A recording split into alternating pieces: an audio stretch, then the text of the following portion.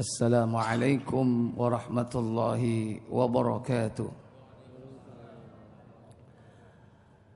Alhamdulillahilladzi hadana lihada wa ma kunna linahtadiya laula an hadana Allah. Wassalatu wassalamu ala Rasulillah wa ala alihi wa ashabihi wa mawalah. La haula wa la quwwata illa billah, amma ba'd. Puja dan puji syukur kita panjatkan keharibaan Allah Jalla Jalaluh atas limpahan nikmat yang Allah karuniakan kepada kita pada malam yang berbahagia ini. Dipertemukan kita kembali dalam satu majelis yang insya Allah kita berharap diturunkan berkah dari langit, dikeluarkan dari bumi, karena niat kita ikhlas dalam rangka untuk thalabul ilm, mempelajari satu ayat dari Al-Quran, satu hadis dari Nabi yang mulia sallallahu alaihi wa ala alihi wasallam. Semoga Allah memberikan kita ilman nafi'ah, ilmu yang bermanfaat, dimudahkan mengamalkannya dalam kehidupan sehari-hari, dan kelak diberikan karunia istiqamah sampai kematian menjemput kita. Semoga Allah tabaraka wa ta'ala menjadikan kita sebagai hamba-hambanya yang tetap dalam fitrah dan mati dalam kondisi fitrah. Tak lupa salawat dan salam semoga tetap terlimpah kepada junjungan kita Nabi besar Muhammad sallallahu alaihi wasallam beserta seluruh keluarga dan keturunan beliau, para sahabat beliau radhiyallahu taala anhum ajma'in, dan kepada seluruh pengikutnya yang setia mengikuti jejak langkahnya, menghidupkan sunnah-sunnahnya hingga tibanya hari kiamat. Ikhwatal iman, a'izzakumullah. Pada malam ini kita akan mengkaji satu pembahasan, yakni tentang al-fitrah. Fitrah menurut bahasa yakni sifat atau karakter yang merupakan watak dasar yang ada pada makhluk Allah Jalla wa'ala, khususnya manusia. Dia juga bisa merupakan yakni sifat kesucian yang melekat pada hamba Allah. Karena memang hamba Allah ditakdirkan, diciptakan oleh Allah Jalla wa'ala dalam keadaan suci. Dalam keadaan suci, yakni bersih dari syirik. Fitrah bisa diartikan juga tauhid, karena tauhid itu suci. Karena tauhid yakni memurnikan ibadah kepada Allah Jalla wa'ala, ifradullahi bil ibadah. Dan itulah tujuan dari kehidupan manusia. Manusia terlahir dalam keadaan fitrah dan kembali mestinya juga dalam keadaan fitrah pula. Maka Allah Jalla wa'ala menciptakan kita manusia dalam keadaan fitrah dan tidak ada perubahan pada fitrah itu. Kata Allah Jalla wa'ala dalam surah Ar-Rum 30 pada ayat 30. Allah berfirman, "Fa'akim wajhaka lid-dini hanifa." Dan hadapkan wajahmu kepada agama Allah yang hanif, yang lurus, fitratallahi allati fataran nasa 'alaiha. Maka Allah Jalla wa'ala menciptakan manusia itu atas fitrah yang tidak ada perubahan pada fitrah itu. La tabdillahi li khalqillah. Tidak ada perubahan pada fitrah tersebut. Dzalikad dinul qayyim. Itulah agama yang al-qayyim, agama yang lurus. Dalam ayat yang lain agama kita ini disebut dengan ad-dinul khalis, agama yang murni, bersih. Kata Allah dalam surah Az-Zumar pada ayat yang ketiga, ala lidllahid dinul khalis. Ingatlah, hanya milik Allah lah ad-din al-khalis.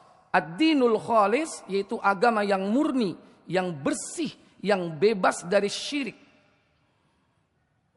Maka kita diperintah untuk memurnikan tujuan hidup kita, mengabdi hanya kepada Allah Jalla wa'ala. Dan itulah yang diperintahkan Allah kepada kita. Kata Allah, "Wa ma umiru illa liya'budullaha mukhlishina lahuddin." Dan tidaklah mereka diperintah melainkan agar memurnikan ketaatan kepada Allah Jalla wa'ala di dalam menjalankan agama. Hunafa'a wa yuqimus salata wa yu'tuz zakata, agar mereka menegakkan salat, menunaikan zakat, wa dzalika dinul qayyimah, dan itulah agama yang lurus. Maka tidak ada perubahan atas fitrah itu. Sehingga setiap manusia terlahir dalam keadaan fitrah, dalam keadaan suci, dalam keadaan bertauhid. Kata Nabi SAW di dalam hadis Bukhari dan Muslim, kullu mauludin yuladu 'alal fitrah, setiap bayi yang lahir dalam keadaan fitrah. Dalam riwayat yang lain, ma min mauludin illa yuladu 'alal fitrah, tidaklah bayi yang terlahir melainkan dalam keadaan fitrah. Tidak ada perubahan, semua manusia dilahirkan dalam keadaan fitrah. Karena tidaklah kita, setiap manusia sebelum lahir ke bumi ini, melainkan Allah sudah mempersaksikan diri kita bahwa Allah adalah satu-satunya Rabb.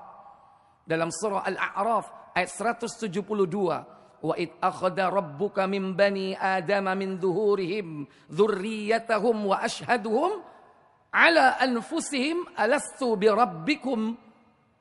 Dan ingatlah ketika Allah mengambil perjanjian mengeluarkan anak Adam dari tulang sulbi mereka, semua mereka berjanji kepada Allah Jalla wa'ala, yakni mempersaksikan atas dirinya kepada Allah Jalla wa'ala. Wa ashhaduhum ala anfusihim. Kemudian Allah bertanya, alastu birabbikum, bukankah aku ini adalah Rabbmu? Mereka semua menjawab, bala syahidna, benar wahai Allah, kami bersaksi. Tapi begitu terlahir, macam-macam yang disembah. Ono sing nyembah tanduran, ono sing nyembah kuburan, ono sing nyembah sapi, ono sing nyembah sapii,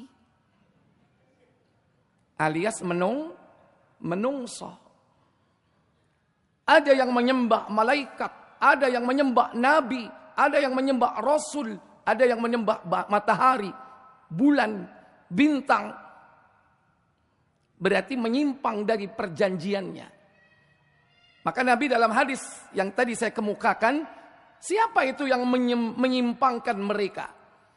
Kata Nabi, fa'abawahu, maka kedua orang tuanya lah, yuhawwidani, yang menjadikan dia Yahudi, au yunassirani, yang menjadikan dia Nasrani, au yumajjisani, yang menjadikan dia Majusi.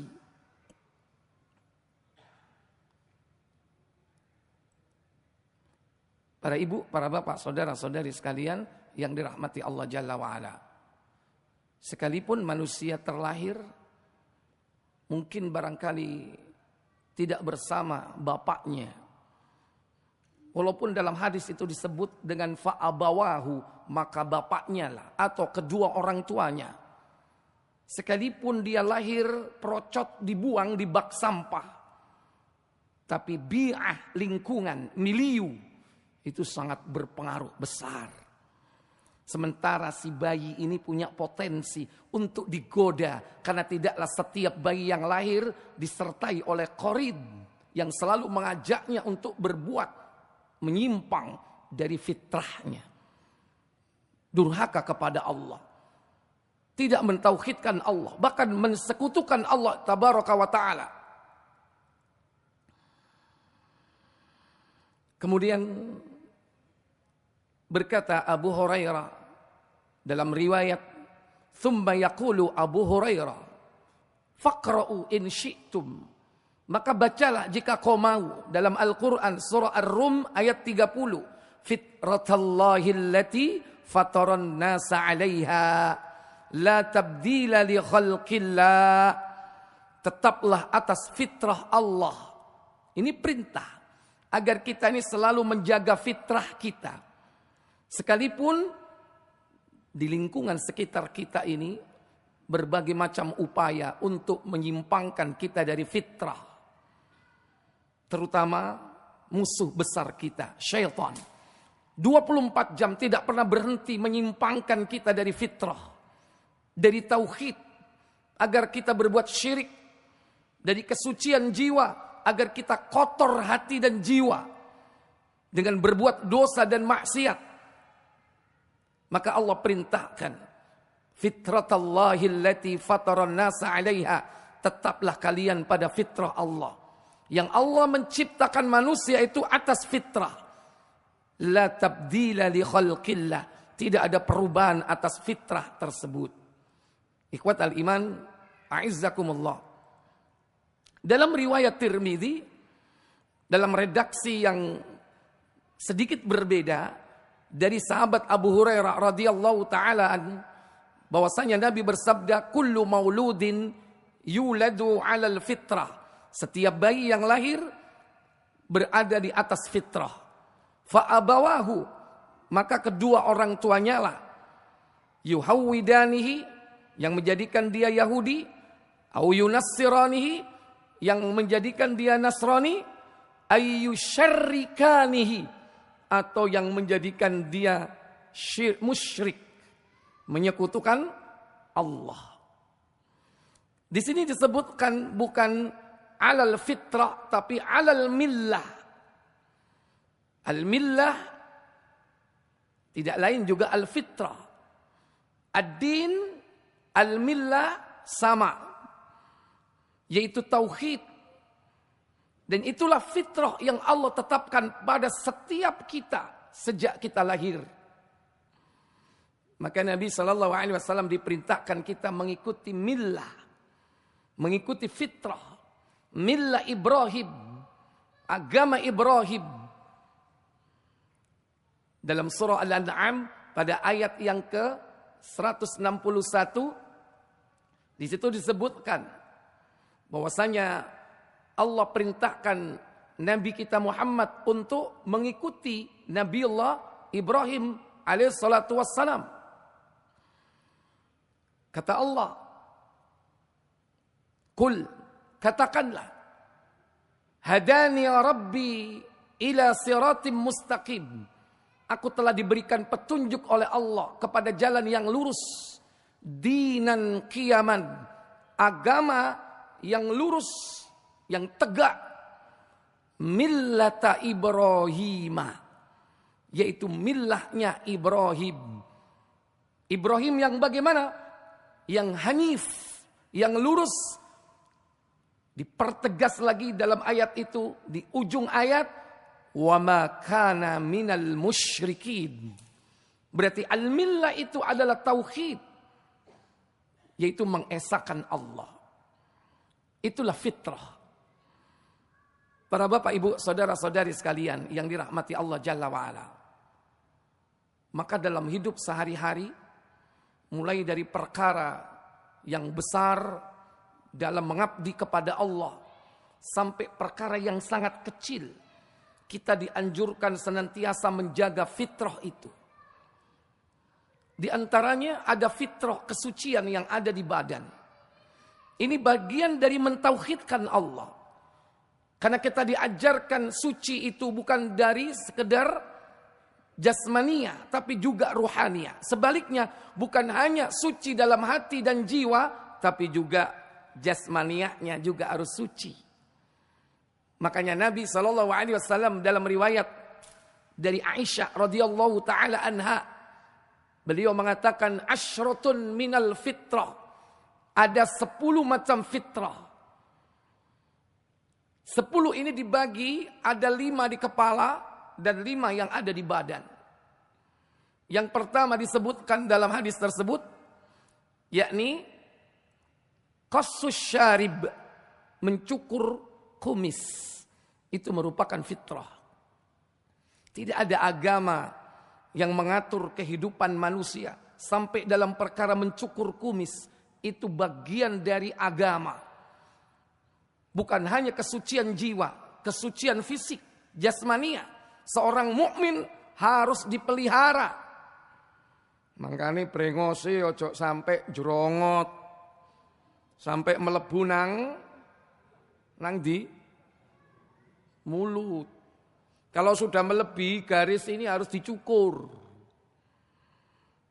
Ojo kepingin cek ketok sangar. Tapi bisa jadi makanannya kotor karena apa? Tercampur dengan kotoran-kotoran yang ada di mana? Di kumisnya. Ustadz kita kayak nyaring leteke kopi. Sudah diberitahu guyonan. Qassus syarib. Mencukur kumis. Yang kedua, termasuk di antara fitrah adalah wa'ifa'ul lihya. Peliharalah jenggot. Sebagian ulama menghukuminya wajib. Sebagian lagi mengatakan, oh itu sunnah muakkadah. Tapi kalau tidak ada penghalang, sementara kita diberi potensi untuk memeliharanya, kenapa tidak? Adapun para ulama khilaf berbeda pendapat tentang panjangnya. Jumhur disuruh memelihara apa adanya. Panjangkan apa adanya. Sebagian lagi berpendapat berdasarkan perilaku sahabat Abdullah ibn Umar radhiyallahu taala anhuma. Ketika itu beliau Abdullah bin Umar memegang jenggotnya, lantas memotong jenggot yang melebihi telapak atau genggaman tangannya. Ini tentang panjang. Adapun tentang meliharanya tidak ada khilaf di kalangan para ulama. Karena ini fitrah. Dalam riwayat yang lain, khaliful majus, selisihilah orang majusi, qassus syarib, cukurlah kumis, wa ahwul lihya, dan panjangkan jenggot. Loh Ustadz, sekarang itu orang majusi juga berjenggot. Masa Nabi hadisnya salah? Mungkin barangkali hanya 1-2 orang musyrik, orang majusi, kau lihat dia berjenggot. Tapi hakikatnya dia tidak punya konsep tentang itu. Sementara kita punya konsep. Dan yang kita lakukan ini bukan hanya sekedar perintah atau syariat. Tapi ada hikmah di balik itu. Pasti Allah Jalla wa'ala menetapkan segala sesuatu itu penuh dengan hikmah. Jangan malah ngikuti pemikiran-pemikiran yang salah. Pendapat-pendapat yang keliru dan menyimpang. Nek jenggote iku dawa berarti tambah goblok. Semakin dawa tambah semakin goblok. Ada enggak yang berpendapat seperti ini? Jangan diikuti. Ini menyelisih sunnah. Yang ketiga, wassiwak. Menggosok gigi, membersihkan gigi dan membersihkan mulut dengan batang kayu dari pohon yang bernama arok. Nggak ada di sini Pak. Lamongan nonoi penjalin, ojo merotol kan. Ya, siwak mungkin kita import dari luar negeri. Atau bolehlah ambil esensi dari membersihkan itu. Dengan mungkin sikat sintetis juga boleh. Intinya adalah membersihkan gigi dan mulut. Mungkin dengan odol atau sejenisnya silakan. Tapi kalau kita mau mengikuti sunnah dengan batang kayu ara, itu lebih utama. Dan Nabi menganjurkan setiap kali kita hendak berwudu atau setiap kali hendak sholat. Dan beliau memberikan contoh bagaimana beliau bersiwak setelah bangun tidur. Ini merupakan fitrah. Makanya kalau ada manusia tidak pernah gosok gigi seumur hidupnya, berarti dia menyalahi siapa? Menyalahi fitrah. Yang keempat, al-istinsyaqul ma', yakni memasukkan air ke hidung ketika berwudu. Kenapa? Karena setan itu tidur di dalam hidung manusia. Maka ketika berwudu jangan lupa istinsyaqul ma', memasukkannya istinsyak, mengeluarkannya istinsar. Dan kita diperintah untuk bersungguh-sungguh di dalam istinsyak. Balighul istinsyak, bersungguh-sungguhlah dalam beristinsyak. Illa an takuna shaiman, kecuali kalian dalam keadaan berpuasa. Kalau berpuasa cukup sampai di tengah-tengah sini, tidak sampai ke dalam. Rasakan kalau kita bersungguh-sungguh sampai terasa pening. Ya apa rasanya? Teng gitu ya. Piar matanya gitu. Justru itulah yang benar. Insya Allah kalau itu dilakukan dengan rutin istiqomah, nggak ada penyakit, nggak ada sinusitus, nggak ada macam-macam penyakit yang berhubungan dengan THT. Apa THT itu? Telinga, hidung, tenggorokan. Ini hikmah dari fitrah yang diperintahkan kita untuk melakukannya. Udah berapa ini di sini? 4. Begitu masuk yang kelima dalam riwayat Aisyah, ini masuk 5 yang ada di badan. Sisanya 1 yang ada di kepala itu nanti masuk nomor ke-10. Kemudian waqassul adfar. Dalam riwayat yang lain waqattul adfar, yaitu memotong kuku. Kuku ini dipotong, Pak. Itu fitrah. Makanya kalau ada orang kukunya panjang-panjang ya, berarti menyalahi apa? Menyalahi fitrah. Mungkin dia pengen jadi apa? Terserah. Apa sebutannya? Mau macan, mau genderuwo, mau leak. Orang muslim itu kukunya tidak ada yang panjang. 1 pun nggak ada. Dan itu menyalahi fitrah. Nggak boleh. Ustadz cuma 1 kan boleh kan. Ini untuk operasi. Katanya. Operasi apa? Orang Islam itu bersih kukunya. Dan kita dianjurkan melakukan memotong kuku ini. Tidak boleh lebih dari 40 hari. Jangankan 40 hari. 2 minggu, 3 minggu aja sudah terasa nggak enak. Kalau orang sudah terbiasa melakukan sunnah ini. Apalagi sampai sebulan. Apalagi 40 hari. Kemudian berikutnya. Wa ghaslul barajim. Membersihkan buku-buku jari. Karena mungkin ini adalah tempat di mana kotoran bercokol. Dalam riwayat yang lain. Ghaslul barajim ini mewakili. Yaitu membersihkan kotoran-kotoran yang ada di bagian, faraj. Makanya caranya disebut dengan al-khitan. Dalam riwayat yang lain, ghaslul barajim ini menggantikan kedudukan al-khitan. Karena khitan itu juga membersihkan kotoran-kotoran yang bersembunyi. Tapi kenapa kalau khitan itu dibesar-besarkan? Sementara yang lain tidak. Coba wong Lamongan, anake sunat nanggap apa? Ngaku biyen sampe nyunatno anak nanggap apa? Wayang, jidor, iki PSHT ketara iki. Ya kan? Nangkap jidoran. Macam-macam. Ada yang ini dan itu. Bahkan orang kampung diundang. Suruh datang bawa apa? Bawa amplop.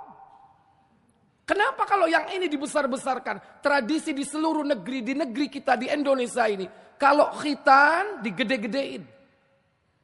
Padahal 10 fitrah ini kedudukannya sama. Kemudian selanjutnya. Wanatful ibti, mencukur bulu ketiak. Wahalqul ana, dan membersihkan al-ana. Dalam riwayat yang lain yaitu al-istihdad, membersihkan atau mencukur bulu kemaluan.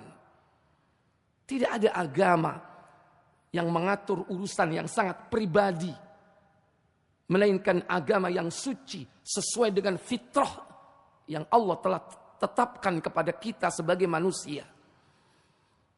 Supaya manusia ini tetap dalam kesuciannya. Maka Allah memberikan aturan syariat 10 macam fitrah. Adapun kemudian yang yang ke-9 wantiqasul ma, yakni al-istinja, mengalirkan air. Mengalirkan air yaitu istinja, dari bekas buang air kecil atau bekas buang air besar, dan itu fitrah. Kata orang Lamongan apa? Cawi, cewok, dengan air. Kecuali kalau tidak ada air, dengan apa? Dengan batu. Berapa jumlahnya? 3. Pernah dicoba? Belum ya? Sunnah yang belum pernah dicoba itu ya. Istinja pakai batu. Ya kenapa? Dicoba banyak air. Kalau ada air kenapa pakai batu? Tapi perlu juga di training, suatu saat nanti bisa jadi Lamongan gak ada air. Maka yang dilakukan dengan apa? Dengan batu. Ini adalah kesucian. Agar manusia itu bersih dari najis. Dan yang nomor 10, kata Mus'ab, wa nasitul ashira, aku lupa yang ke-10. Illa an takuna, agaknya mungkin itu adalah al-matmadha, yaitu berkumur-kumur. Karena kalau berkumur-kumur masuk kepala atau badan? Masuk bagian di kepala. Coba kalau kita ulang. 5 di kepala, 5 di badan. Qassus syarib, wa i'fa'ul lihya, as-siwak, istinsyaqul ma', matmadha. Apa itu? Morkomor. Yang di badan ada 5. Qattul adfar. Apa lagi? Khitan atau ghuslul barajim. Kemudian wanakful ibti, mencabut bulu ketiak. Bulu ketiak itu dicabut Bapak Ibu. Jadi orang Islam itu ketiaknya bersih enggak? Bersih. Coba sehari 1, setahun habis enggak? Kesuwen Ustaz. Ya silakan. Asal jangan macem-macem. Dikasih lem. Ya terserah. Natful ibti. Yang ketiga. Yang keempat al-istihdad. Mencukur bulu kemaluan. Dan yang kelima al-istinja. Atau tadi intiqasul ma, mengalirkan air. 10 fitrah ini diikuti oleh seluruh umat manusia. Karena inilah kalimat-kalimat yang Allah ujikan kepada Nabi Ibrahim. Dalam surah Al-Baqarah. Pada ayat yang ke-124. Wa idzibtala Ibrahimu rabbuhu bikalimatin fa'atammahun. Qala inni ja'iluka linnasi imama. Qala wa min dzurriyyati. Qala la yanalu ahdi dzalimin. Dan ingatlah ketika Ibrahim diuji oleh Rabb-Nya dengan beberapa kalimat, fa'atammahunna, semua dikerjakan dengan baik. Kemudian Allah berfirman, inni ja'iluka linnasi imama, sesungguhnya aku akan menjadikan kau Ibrahim sebagai pemimpin untuk seluruh umat manusia. Mendengar itu Nabi Ibrahim mengatakan, wa min dzurriyyati, juga anak keturunanku wahai Allah, jadikan mereka pemimpin. Dijawab oleh Allah, qala la yanalu ahdi dzalimin, janjiku ini tidak akan mengenai orang-orang zalim. Ternyata keturunan Nabi Ibrahim memang banyak yang jadi nabi, banyak jadi pemimpin, tapi juga tidak sedikit mereka yang durhaka kepada Allah tabaraka wa taala. Tetapi kalimat-kalimat yang diujikan itu semua diikuti oleh keturunannya. Ibnu Katsir dalam tafsirnya, apa makna kalimat yang diujikan itu? Pertama, yaitu manasik. Seluruh ibadah manasik berasal dari millah Ibrahim. Yang kedua, toharoh, yaitu 10 fitrah. Semua itu awalnya dari Ibrahim dan keluarganya. Sehingga hari ini semua manusia mengikuti fitrah itu. Cuman bedanya ada yang mengikuti itu mengerti ilmunya, ada yang tidak tahu ilmunya, hanya sebatas kebiasaan. Maaf, orang kafir gosok gigi nggak? Orang kafir gosok gigi nggak? Dapat pahala atau tidak? Cuman dapat kebersihan. Kita umat Islam dapat 2, pahala kebersihan. Dapat pahala karena kita melaksanakan fitrah, mengikuti millah Ibrahim. Dan yang kedua dapat kebersihan. Pak, orang kafir itu potong kuku nggak? Potong kuku juga. Mereka hanya dapat kebersihan, tapi dia tidak akan mendapatkan pahala sunnah. Ikhwatal iman, itu janji bahwa Allah menjadikan Nabi Ibrahim, millah beliau, kalimat-kalimat yang diujikan kepada beliau, semua dilakukan oleh manusia di muka bumi ini. Hatta orang kafir hari ini pun mereka cebok dengan air.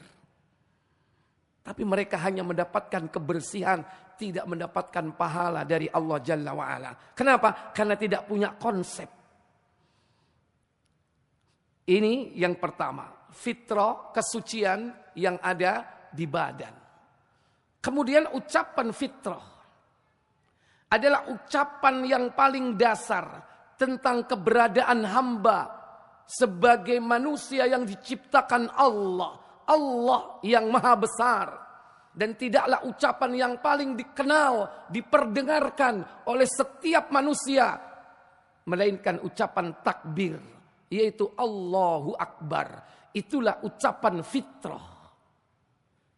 Nabi SAW suatu hari ketika mau berperang, dari Anas dia berkata, kana Nabi SAW la yughiru illa inda salatil fajr.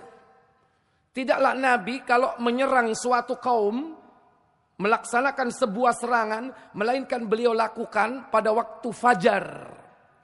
Makanya diikuti sama orang kita. Serangan apa? Serangan fajar. Fa in sami'a adzana amsik. Apabila beliau mendengarkan suara azan, beliau tunggu sebentar. Beliau tahan pasukan untuk tidak menyerang. Tahan dulu, tahan. Kenapa kok waktu subuh ya? Orang kafir kalau waktu subuh ngapain? Hah? Tidur. Itu zaman Nabi. Zaman sekarang yang tidur siapa? Halo? Jangan dibalik malah sekarang. Ente yang tidur, mereka yang bangun. Mestinya ikuti bagaimana perjalanan hidup Nabi. Wa illa aghara. Jika tidak, beliau menyerang. Maka fastama'an Nabi sallallahu alaihi wasallam dzata yaumin. Suatu hari Nabi pernah mendengar fasami'a rajulan yaqulu, yakni orang mengumandangkan kalimat takbir, yaitu azan pada waktu subuh. Allahu Akbar, Allahu Akbar. Terdengar suara takbir. Faqal, Nabi kemudian mengucapkan alal fitrah. Dia berada di atas fitrah. Ketika dia mengucapkan faqala asyhadu an la ilaha illallah. Faqala Nabi, maka Nabi berkata, kharajta minan nar. Engkau telah keluar dari neraka. Karena orang yang mengucapkan kalimat tauhid haram disentuh oleh api neraka. Maka kalimat fitrah itu adalah kalimat takbir. Di mana Nabi ketika mendengarkan suara takbir, beliau mengatakan alal fitrah. Dia berada di atas fitrah. Kemudian yang ketiga, ada minuman fitrah. Apa kira-kira ini Pak? Jahe. Siapa sih ngomong jahe?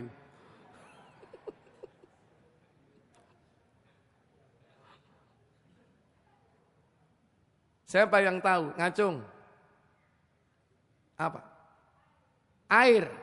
Ya, yang lain. Nanti yang benar tak bilang benar. 1 jahe tadi sudah. 2 air. 3 air zam-zam. Ya podo air. Madu. Baik. Abu Hurairah radhiyallahu taala berkata, Rasul sallallahu alaihi wasallam bersabda, ketika diisrakan aku bertemu dengan Nabi Musa. Abu Hurairah berkata bahwa setelah itu beliau menyebutkan tentangnya, yaitu tentang Nabi Musa. Ia adalah seorang laki-laki. Aku kira beliau bersabda, yaitu bertubuh sedang, berrambut lurus, seperti salah seorang penduduk Syanu'ah. Itu Musa alaihissalatu wassalam. Beliau bersabda lagi, aku juga bertemu dengan Isa. Abu Hurairah berkata bahwa setelah itu beliau menyebutkan tentang Isa.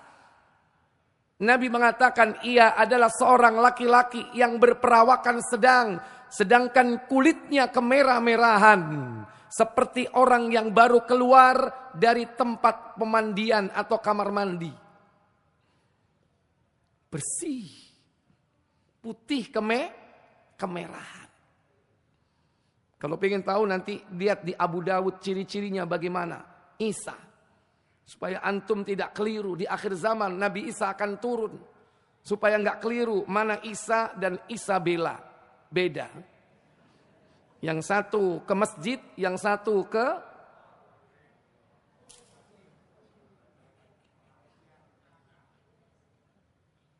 Aku juga melihat Ibrahim, kata Nabi. Beliau bersabda, aku adalah keturunannya yang paling mirip dengannya. Berarti Nabi Ibrahim sama Nabi kita Muhammad itu mirip. Makanya keduanya ini menjadi kekasih teman dekat Allah. Al-Khalil. Khalilullah bukan hanya Nabi Ibrahim, tapi juga Rasulullah Muhammad sallallahu alaihi wasallam. Rasulullah bukan sekedar Habibullah, tapi lebih tinggi kedudukan Habibullah, yaitu Khalilullah. Maka tidaklah kita menyebut dalam sholat nama manusia kecuali 2 orang. Nama siapa dan siapa? Nabi Ibrahim dan Nabi Muhammad. Ketika kita mengucapkan sholawat atas beliau sallallahu alaihi wasallam. Baik, kembali. Apakah minuman fitrah itu? Wa utitu bi ina'aini. Lantas Jibril mendatangkan kepadaku, yaitu 2 buah bejana. Ahaduhuma, salah satu bejana itu labanun, susu, wal akhar khamrun, dan yang lainnya adalah khamr alias mbuyo. Kerasan di kira-kira khamr ambek cukri. Ya cukri itu bagian dari khamr ya, jenis ya. Jenisnya cukri, apalagi nyaut kabeh. Pengalaman, koleksi ya. Fakila, lantas dikatakan fakilali, dikatakan oleh Jibril kepadaku, khud ayyahuma, ambillah salah satu di antaranya, syi'ta, yang kau suka, yang kau inginkan. Fa akhadtul labana, aku mengambil susu. Mau sore Kanjeng Nabi jupu apa mau? Kurung ono cokre, khamr, ya kan? Kalau dulu mungkin arak, ya kan? Itu khomernya itu arak. Gitu. Nabi mengambil susu. Fasyaribtuhu, maka aku meminumnya. Fakilali, lantas dikatakan kepadaku, hudita lil fitrah, engkau telah diberikan petunjuk kepada fitrah. Minum susu, malaikat Jibril mengatakan, kau telah diberi petunjuk fitrah. Berarti minuman ini minuman apa ini? fitrah. Berarti fitrah itu apa? Susu. Ada minuman fitrah, yaitu susu. Kenapa? Karena semua pasti suka susu. Karena sejak bayi, mimi, cucu. Sampean gak mimi susu? ASI, air susu ibu kan? Fitrah kan itu kan? Dan semua yang hadir di sini pasti suka susu. Benar? Fitrah. Hudita alal fitrah. Hudita lil fitrah. Kau telah diberi petunjuk kepada fitrah. Atau Jibril mengatakan asabtal fitrah. Engkau telah mengambil fitrah. Yaitu apa? Susu. Engkau menising dodol susu dijenengi apa? Iku berarti ngerti ilmu itu. Kon iku dodol fitrah iku apa? Ya lah tibake susu. Baru ro iki ana susu mereke fitrah. Belum ada ya. Peluang bisnis itu. Yang membuat brand itu malaikat Jibril kan. Ketika Nabi minum susu, Nabi mengatakan huditu alal lil fitrah. Kau telah diberi petunjuk kepada fitrah. Tapi nek mider aja ngomong fitrah, kalau sing tuku tetep kudu susu, gitu kan? Fitrah. Apa fitrah itu? Enggak ada yang tahu. Inilah minuman fitrah. Innaka law akhadtal khamra, sesungguhnya jika engkau mengambil khamr, ghawat ummatuk, niscaya umatmu akan sesat. Gani oleh Kanjeng Nabi ku njipik khomer ya. Saiki gak kira ono sing ngaji ndelosor kabeh nang pos kamling.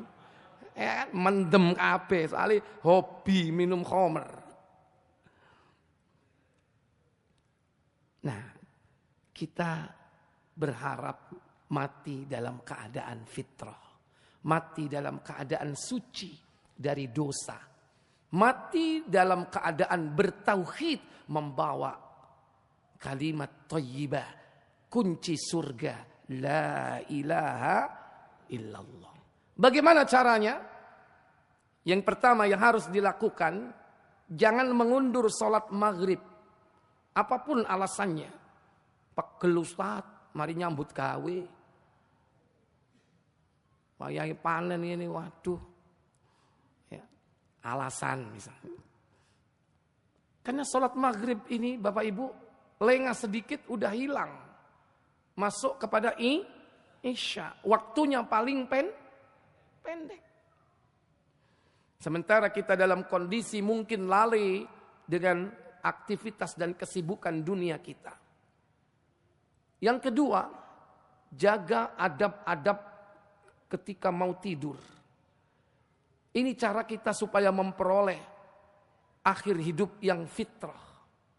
Pada pertemuan yang lalu, hidup dalam keadaan baik, mati dalam keadaan baik. Mati husnul khatimah, ya kan? Kita lanjutkan di sini, mati dalam kondisi fitrah.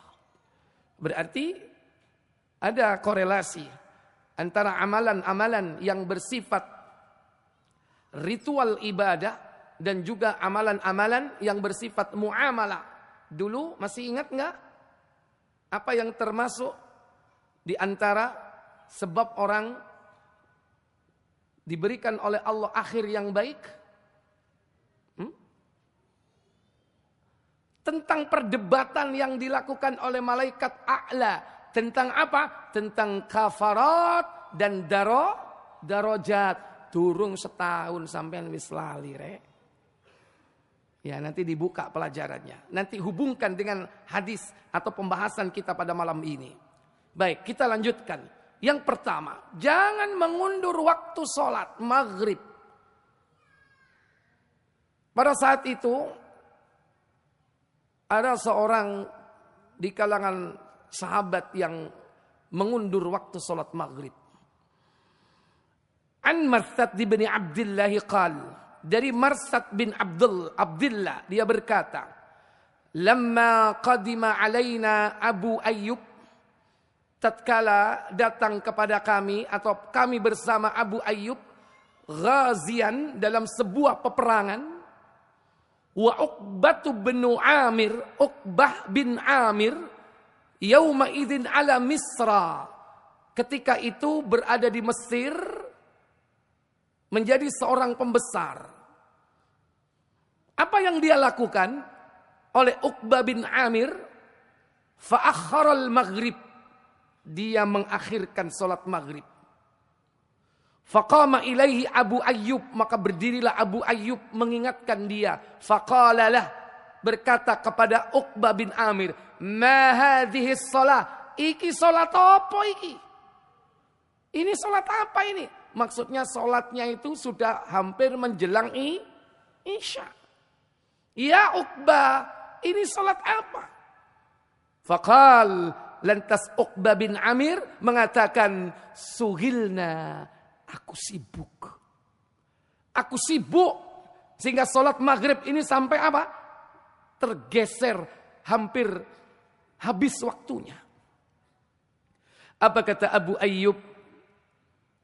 Beliau mengatakan, qala, ama sami'ta, tidakkah kau pernah mendengar Rasulullah sallallahu alaihi wasallam yaqul, bahwasanya Rasul sallallahu alaihi wasallam bersabda, la tazalu ummati bi khairin, tidaklah umatku senantiasa dalam kebaikan, au qal, atau berada di atas fitrah, ma lam yuakhiru al-maghriba, selama dia tidak mengakhirkan waktu salat maghrib, ila an tashtabikan nujum, hingga bintang-bintang gemerlap.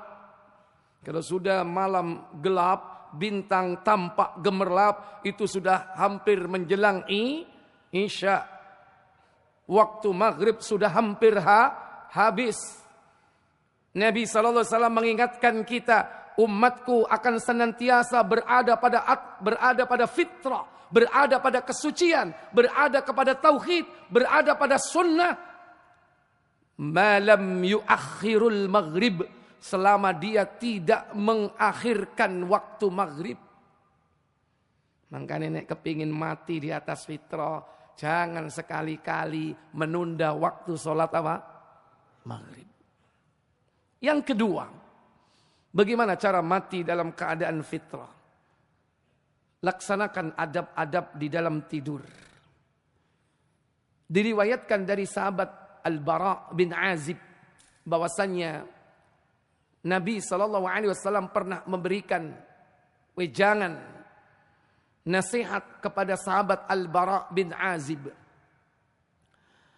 Anil Bara bin Azib anna Nabi sallallahu alaihi wasallam, dari Al-Bara bin Azib bahwasanya Nabi sallallahu alaihi wasallam qalalah, pernah berkata kepadanya, ala uallimuka kalimatin, maukah kau berikan ilmu atau kutunjukkan suatu kalimat, kata Nabi kepada sahabat Al-Bara, takuluha, yang kau ucapkan idza awaita ila firasyik, jika kau hendak mendatangi tempat pembaringanmu, tempat tidurmu. Fa immitta min lailatika mitta 'alal fitrah, jika kau mati pada malam itu, kau akan mati dalam kondisi fitrah, kata Nabi. Wa in asbahta wa qad asbahta khaira, jika kau bangun di pagi hari, gak situ mati. Ya, ternyata apa? Diberikan umur panjang, ruhnya dikembalikan, bangun dia dari tidurnya di pagi hari, asbahta khaira, kau berada di pagi hari dalam keadaan baik. Makanya kita di subuh, di pagi hari dianjurkan mengucapkan kalimat yang di situ adalah fitrah. Asbahtu atau asbahna ala fitratil Islam wa ala kalimatil ikhlas. Wa ala dini nabiyyina Muhammadin sallallahu alaihi wasallam wa ala millati abina Ibrahim hanifa wa ma kana minal musyrikin. Lengkap. Pokok-pokoknya ada disebutkan di situ. Di pagi hari asbahna ala fitratil Islam. Aku atau kami berada di atas fitrah Islam. Mungkin gak orang zikir pagi petang tapi gak sholat subuh? Halo? Sing mungkin sholat subuh lali zikir pagi petang. Itu yang sering. Padahal mestinya yang wajib dan yang sunnah jangan ditinggal. Terutama yang wajib. Yang sunnah istiqomahlah supaya Allah cinta kepada kita. Dan itulah syarat menjadi wali, kekasih Allah, istiqomah, mengerjakan yang wajib dan juga yang sunnah. Nah, membaca zikir setiap pagi dan juga petang, kalimat yang kita ucapkan, kalau di sore hari, amsayna ala fitratil Islam, wa ala kalimatil ikhlas, dan berada di atas kalimat ikhlas. Bagaimana kalimat ikhlas itu? La ilaha illallah. Setelah itu apa yang diucapkan? Wa ala millati abina Ibrahim hanifa, dan berada di atas millah bapak kami Ibrahim. Saya tanya, sampean keturunan Ibrahim enggak? Ketemu biro. Tapi tetap enggak kalimat itu harus dibaca. Karena ittiba'us sunnah yang diajarkan oleh Rasul, tetap kalimatnya wa ala millati abina Ibrahim, dan berada di atas millah bapak kami Ibrahim. Masih sampean gak ketemu dengan Nabi Ibrahim dalam nasab secara fisik, tapi ketemu nasabnya dalam akidah. Enak mana? Nasab akidah atau nasab fisik?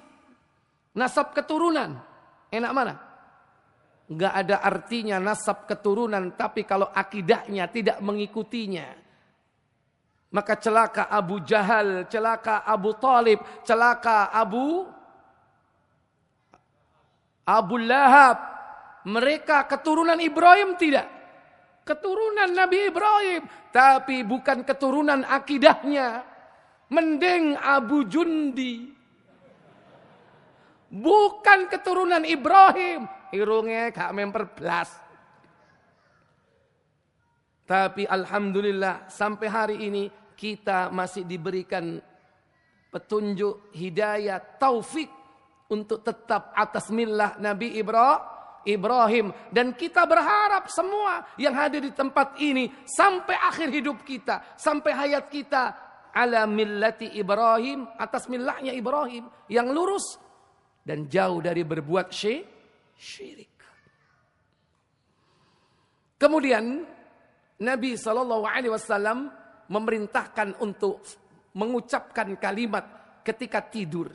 Dalam riwayat Muslim bahwa sebelum tidur dianjurkan untuk apa? Isbaghul wudu, yaitu menyempurnakan wudu. Kawudu ilis sholat, seperti wudu ketika kita hendak sholat.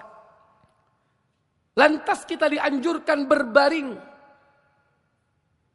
Bisikikil aiman, yaitu di sebelah arah kanan.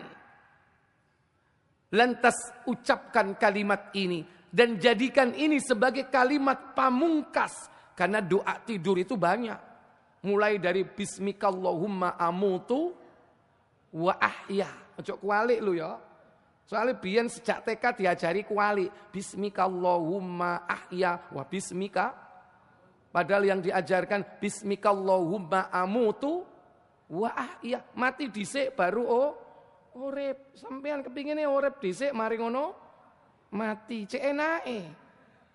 Kalau hewan itu mati selamanya. Setelah hidup Allah jadikan tanah. Makanya menungsa itu nanti di akhirat pengen jadi tanah. Mati, nggak mau tanggung jawab. Kalau kita habis mati, dihidupkan. Makanya 2 sesi kan, sesi dunia, sesi akhirat. Sesi dunia, mati, hidup. Sesi akhirat, mati, hidup. Kaifa takfuruna billahi wa kuntum amwatan fa ahyakum. Ini dunia. Dan termasuk barzah.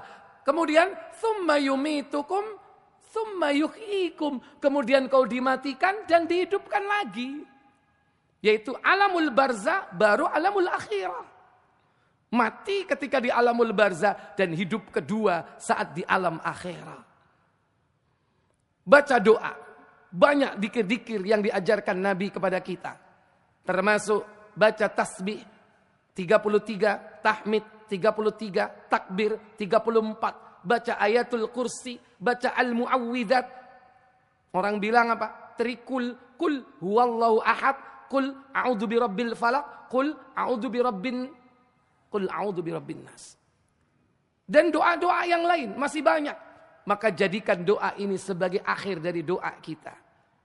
Apa yang harus diucapkan? Allahumma inni aslamtu nafsi ilaika. Wahai Allah, sesungguhnya aku menyerahkan diriku kepadamu. Aslamtu nafsi ilaika. Yang kedua, wa wajjahtu wajhi ilaika. Dan aku hadapkan wajahku kepadamu. Dan yang ketiga, wa fawattu amri ilaika. Dan aku serahkan urusanku kepadamu. Coba. Bersama-sama. Allahumma inni. Ayo. Aslamtu nafsi ilaika. Wa wajjahtu wajhi ilaika. Wa fawwattu amri ilaika. Ya, paling tidak lidah kita udah mengenal. Nanti selanjutnya bisa dicari dalam kitab Sahihain dan juga dalam beberapa kitab sunan. Di antaranya Sunan At-Tirmidzi. Kelanjutannya, raghbata wa rahbatan ilaika. Yang artinya karena rasa cinta dan takut kepadamu. Wa alja'tu dhahri ilaika. Dan aku sandarkan diriku kepadamu. La malja'a wa la manja minka illa ilaik. Tidak ada tempat berlindung dan tempat berlari darimu melainkan kepadamu. Saya ulang. La malja'a wa la manja minka illa ilaika. Tidak ada tempat berlindung dan tempat berlari darimu melainkan kepadamu. Baik. Ayo, raghbatan wa rahbatan ilaika. Bersama. Raghbatan wa rahbatan ilaika. Wa alja'tu dhahri ilaika. Wa alja'tu dhahri ilaika. La malja'a wa la manja minka illa ilaika. Saya ulangi. La malja'a wa la manja minka illa ilaika.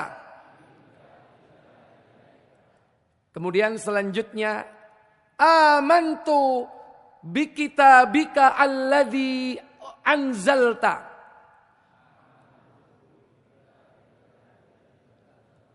Sekali lagi, amantu bikitabika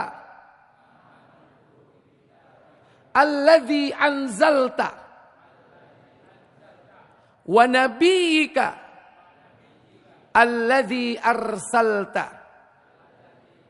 Wa nabiyyika alladhi arsalta. doa ini dianjurkan dibaca sebagai doa terakhir setelah zikir-zikir dan doa-doa yang lainnya sudah kita baca semuanya.